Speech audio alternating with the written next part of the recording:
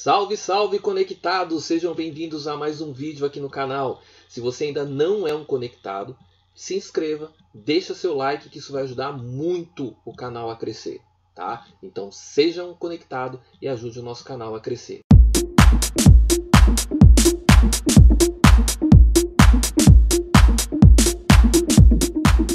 Hoje nós vamos falar de Aya, um dos maiores nomes da literatura brasileira do século XX.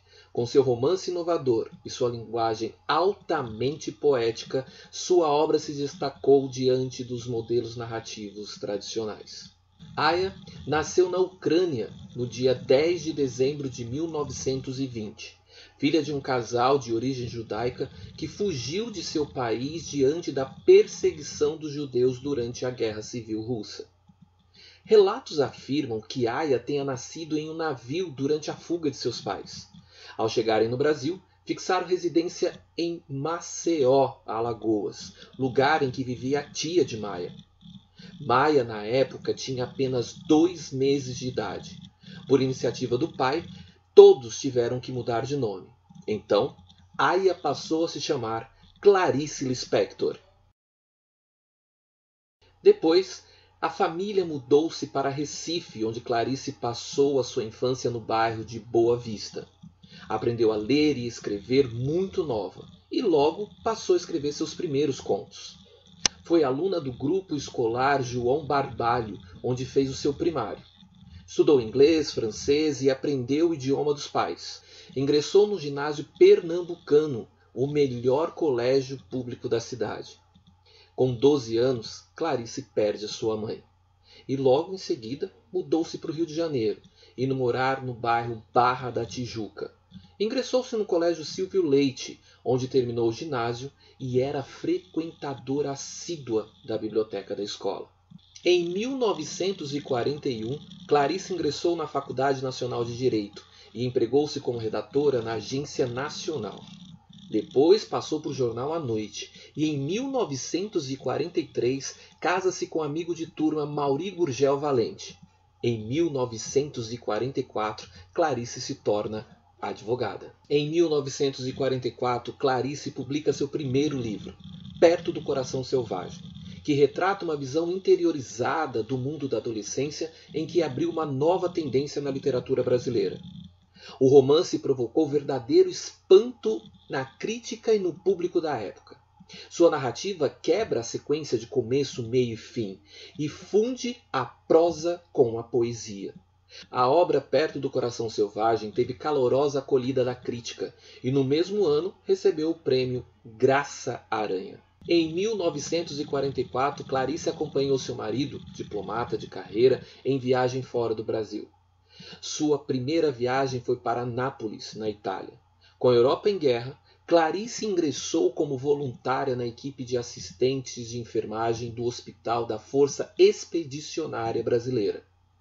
Em 1946, morando em Berna, Suíça, publicou a obra O Lustre. Depois, em 1949, publica A Cidade Sitiada.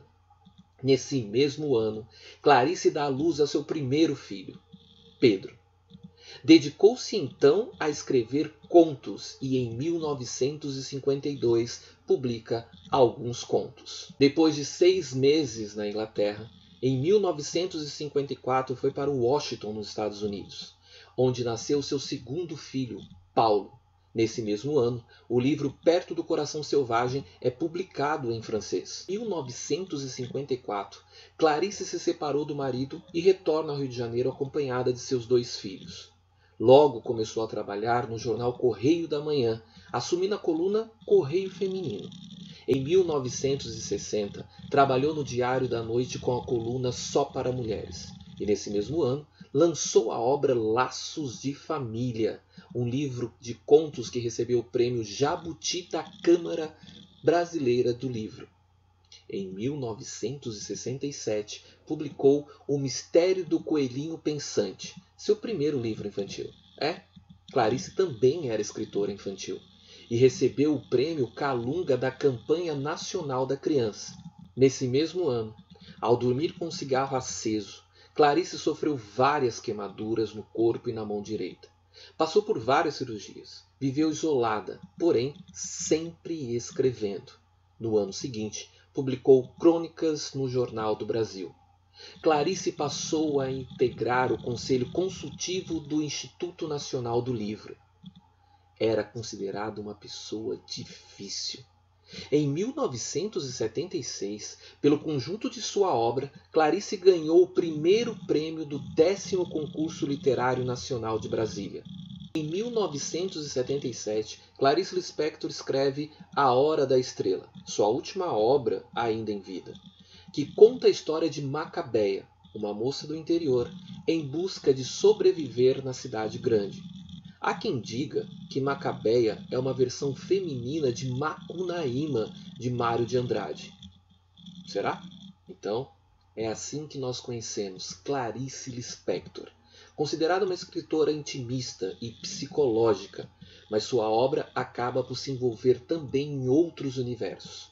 Sua obra também é social, filosófica, existencial.